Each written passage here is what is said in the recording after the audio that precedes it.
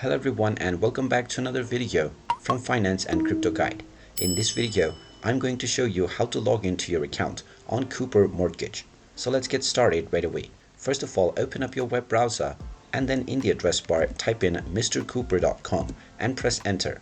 You will now be taken into the official website for Cooper Mortgages. Click on the sign in button at the top right corner and now you will be taken into the login portal. Go ahead and type in your username that you have set up while creating your account within the username section and then enter your password underneath within the password box. You can then click on the sign in button and you will be logged into your Cooper Mortgage account right away.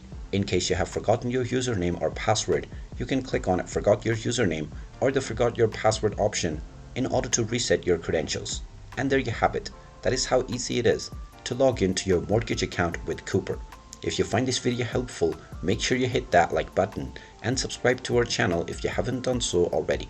Also ring that notification bell to never miss another update from us. Thank you for watching and I will see you again in the next video.